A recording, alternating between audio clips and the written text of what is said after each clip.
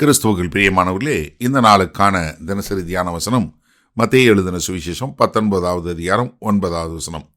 மத்தேயு 19:9, மேத்யூ 19:9. ஆதலால் எவனாகிலும் தன் மனைவி வேசித்தனம் செய்தது நிமித்தமே அன்றி அவளை தள்ளிவிட்டு வேறொருத்தியை விவாகம் பண்ணினால் அவன் விபச்சாரம் செய்கிறவனாய் இருப்பான்.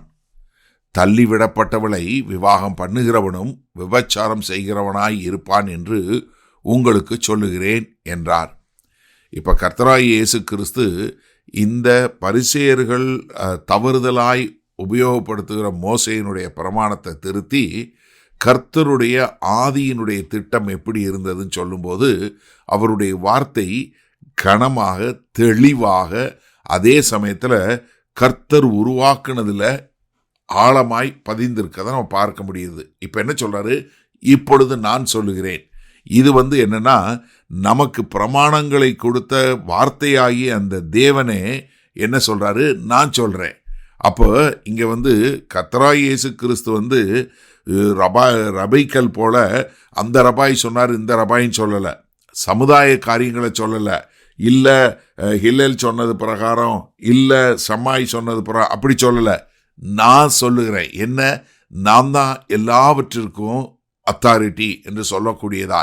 ஏன்னா மோசேயினுடைய காரியங்களில் சேர்த்து சொல்லலை, மோசே சொன்னதுக்கு எதிராக சொல்லலை, மாறாக தேவனுடைய ஆதியினுடைய திட்டம் என்ன என்று சொல்லக்கூடியதாக. யாரெல்லாம் யாராக இருந்தாலும் சரி, ரொம்ப தெளிவாக சொல்றாரு.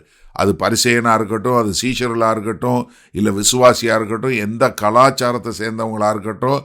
அப்போ என்ன, விவாகரத்து என்பது ஒரு தனிப்பட்ட காரியம் அல்ல, அது ஆவிக்குரிய எதிர்வினையை உருவாக்குங்கிறத புரிஞ்சு கொள்கிறோம். என்ன? வேசித்தனம் செய்தது நிமித்தமே அன்றி. அப்போ என்னன்னா, இங்கே கிரேக்க மொழி பதம் போனியா அப்படின்னா என்ன அர்த்தம்? நீங்கள் திருமணத்தில் உண்மை இல்லாதவர்களாய் ஒரு விபச்சாரம், வேசித்தனம் என்று சொல்லக்கூடிய ஒரு பாவம், உடல் பிரகாரமான பாவம் செய்கிறத குறித்து தான் இங்கே சொல்லக்கூடிய ஒரு காரியத்தை சொல்கிறாரு. இங்கே கொடுக்கக்கூடிய ஒரே ஒரு விளக்கு என்ன? நீங்கள் எதனால் இப்படி விபச்சாரம் செய்கிறதுனால ஒரு குற்றமில்லாத ஒருத்தவங்க மாட்டிக்கிடுவாங்க, அவங்களுக்கு நன்மை செய்ய வேண்டும் என்பதற்காக. இப்போ அவங்கள அப்படி தள்ளுதல் பண்ணவங்கள கல்யாணம் பண்ணாலும் என்ன, விபச்சாரம் செய்ததுக்கு காரணம் என்ன? கர்த்தருடைய கண்கள் என்னன்னா, முதல்ல ஆதியில் ஒரிஜினலாக சொன்ன அந்த உடன்படிக்கை இருப்பாருங்க, அது எப்பயுமே நிற்கிது. அதனால தான் நம்ம இதை மிக தெளிவாக தெரிஞ்சு கொள்ளணும். ஏன்னா நீங்கள் இங்கே ஒரு காரணம் இல்லாமல் செய்யக்கூடிய விவாகரத்து என்ன பண்ணுதுன்னா, மற்றவர்களை வேசி மார்க்கத்தில் கொண்டு போய் சேர்க்குது. அதனால தான் இங்கே திருமணத்திற்குரிய பந்தத்தை பாதுகாப்பதற்கும் இதனால் பாதிக்கப்படுகிற மற்றவங்களுக்கு ஒரு தற்காப்பு கொடுப்பதற்காகத்தான் இங்கே கர்த்தராகிய இயேசு கிறிஸ்து சொல்றாரு. இது எதை காட்டுகிறதுனா, திருமணம் என்பது எவ்வளவு புனிதமானது தேவனுடைய கண்களில் என்பதை காட்டுவதாக. இதைத்தான் மத்தேயு 5வது அதிகாரம் 31, 32 சொன்னார். அப்போஸ்தலனாகிய பவுல் 1 கொரிந்தியர் 7வது அதிகாரம் 10, 11 நமக்கு சொல்லக்கூடிய காரியத்தை பார்க்குறோம். சரி, இந்த நாளில் இந்த வசனத்தை நம்ம எப்படி எடுத்துக்கொள்வது? நான் தயவு செய்து இதை உங்களுக்கு சொல்லிடுறேன். ஏன்னா நீங்கள் ஒருவேளை அப்படி வேறொரு காரணத்தினால விவாகரத்து பண்ணி நீங்கள் இன்னொரு திருமணம் பண்ணியிருந்தீங்கன்னா, தயவு செய்து நீங்கள் இந்த திருமணத்தை விவாகரத்து பண்ணாதீங்க. நீங்கள் குற்ற உணர்வில் போகாதீங்க. நேராக கர்த்தர்கிட்ட போங்க, முழங்கால் படியிட்டு, ஆண்டவரே நான் தெரியாமல் இப்படி பண்ணிட்டேன், என்னை மன்னியுங்கள்னு சொல்லி கர்த்தர்கிட்ட மன்னிப்பு கேளுங்க. ஏன்னா நீங்கள் அப்படி மன்னிப்பு கேட்கும்போது கர்த்தர் உங்களுடைய பாவங்களை மன்னித்து உங்களை எடுத்து கட்டக்கூடிய தேவன். அதனால் நீங்கள் ஒருவேளை அப்படி செய்திருந்தால் தயவு செய்து நீங்கள் தேவன்கிட்ட போங்க. அதுதான் ரொம்ப ரொம்ப முக்கியமான ஒரு காரியம். ஏன்னா ஒருவேளை நீங்கள் அப்படி இருந்தீங்கன்னா நீங்கள் தேவனோடு ஒப்புரவாகுங்க.